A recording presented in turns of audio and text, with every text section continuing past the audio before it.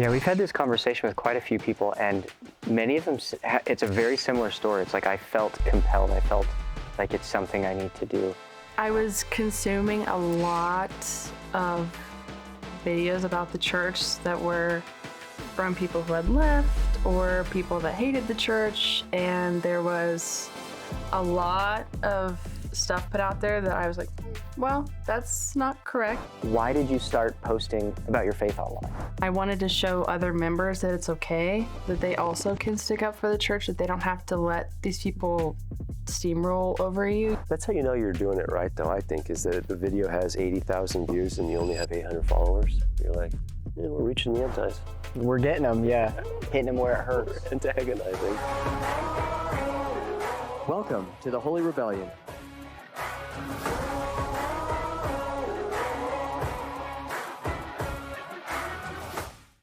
All right, welcome back to the Holy Rebellion. I'm Christian. We've got a special guest host with us today. Cameron? That's it, huh? That's it. We That's got all Cameron. Okay, we got You Cameron. don't need to know anymore. And we've got Meg. Yes. Do you mind introducing yourself a little bit? I post silly, goofy videos on TikTok about the church, about church culture, and I'm just having fun. Here to be here today. And we've loved it, so we brought her on so you can get to know her a little bit. So we just want to ask you a couple of questions in this first video. We'll do a couple with Meg. And the first one just being, why did you start posting about your faith online? It was a couple different things. It was the summer. I was spending a lot of time on my phone, as one does when they're in between, when they work and stuff. And I was consuming a lot of videos about the church that were from people who had left or people that hated the church. And there was a lot of stuff put out there that I was like, well, that's not correct. And I would go to the comments to say something, and I would see a member had already said something. And I always appreciate that whenever I see other members sticking up for the church. So sometimes I feel like it's just me, where I'm in the comments and I'll say something, and then I get, 10 other people that are just kind of hopping on. And I would sometimes just not say something because I didn't want to go back and forth with somebody. I would get really anxious about that type of situation. And then I thought about it and I was like, well, really, why am I getting anxious? What's the problem? Like, why shouldn't I say something? Why shouldn't I defend the church? Why shouldn't I? And then I really just felt like I was something I was supposed to do. And I wanted to show other members that it's okay, that they also can stick up for the church, that they don't have to let these people steamroll over you. You're allowed to say something if something's wrong. And so it just kind of started as that, and then it's just kind of grown into what it is now. So, Yeah, so when you got started, what kind of things were you afraid of? What were your concerns or your worries? there's the aspect of an adult woman making silly, goofy TikToks. It's a little bit, it's a little bit, I don't want to say embarrassing, but I didn't tell anyone at work, like, oh yeah, I post TikToks online and stuff. Did they find out anyways? Yeah, I had to tell them. Cause saying, oh yeah, I'm going to Utah for, wedding, and then, yeah, I'm going to go on this podcast. Like, what do you mean? Oh yeah, so I do this thing on TikTok.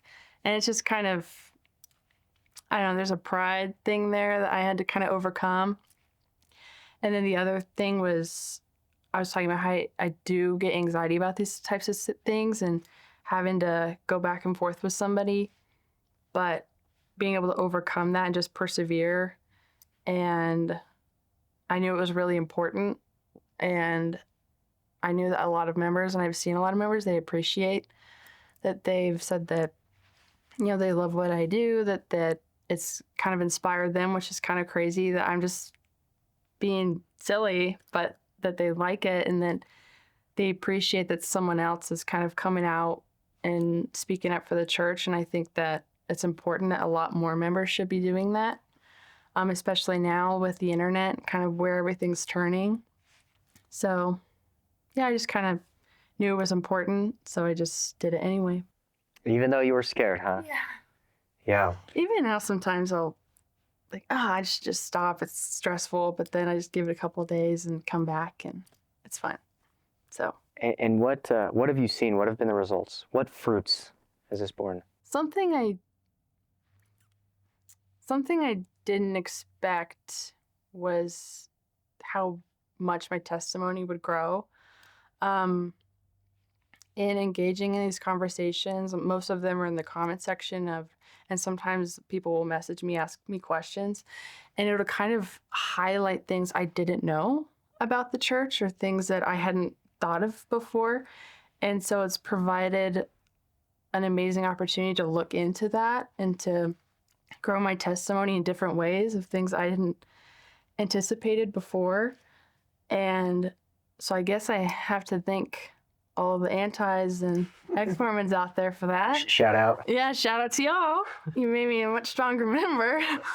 So, but yeah, it was a really beautiful thing to kind of dive into that. I was always really insecure about my testimony and how it wasn't strong or as strong as everybody else's, and I would compare myself to people I'd see up at the pulpit or online or general conference and something like, oh, they're much smarter than me, they know more than me and stuff. But it's kind of forced me into that, and it's something that I've really appreciated. So That's amazing. Yeah. Yeah, I mean, I would love to know just like how you and Marcus, how you and your husband navigate all of this together, because there's hard parts, right? There's really hard parts. It's not easy being criticized. It's not easy having people kind of constantly argue against you and tell you that you're wrong. So how has this strengthened your marriage? Or how have you guys come closer together? Or how does he support you? Any of those? He's actually really good at that. He's kind of, at first he was a little bit, I don't really know about this whole TikTok thing. But then as I kind of kept going and as people would comment and stuff, he's kind of hopped into my defense a lot, or in the church's defense, and kind of he'll go in the comments and he'll know things that I never knew, or I'll know things or have different perspectives, and then we kind of can come together and we kind of tag team. So if he knows, he's very good at scriptures. He's like, oh, it's a scriptorian. And he'll like, oh, well, the scripture. Helps to have one of those in your corner.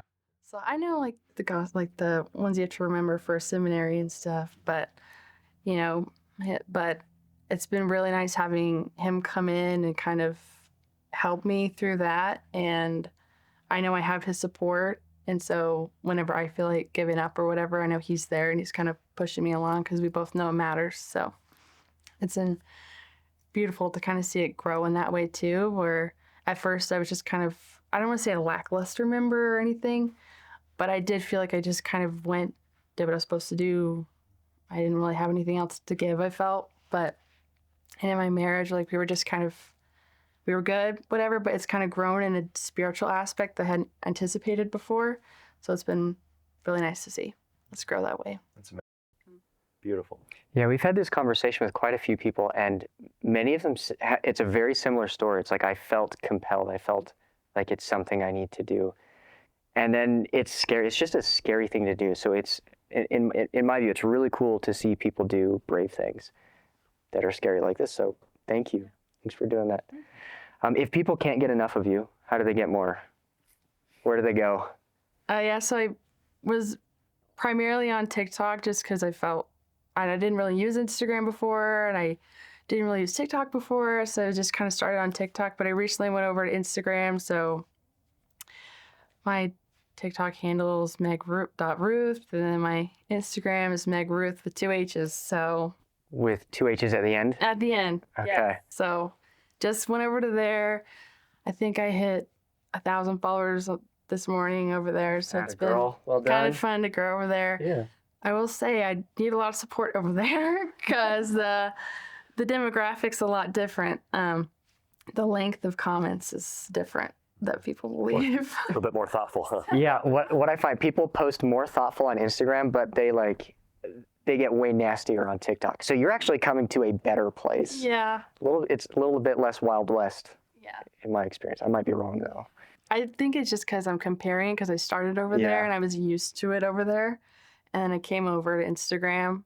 It's like, oh, okay, well, let's do this. All right. Okay. Well, thank you, Meg. Go check out Meg on Instagram and TikTok and come join the rebellion. Thanks for joining this episode of The Holy Rebellion. We'll see you next week.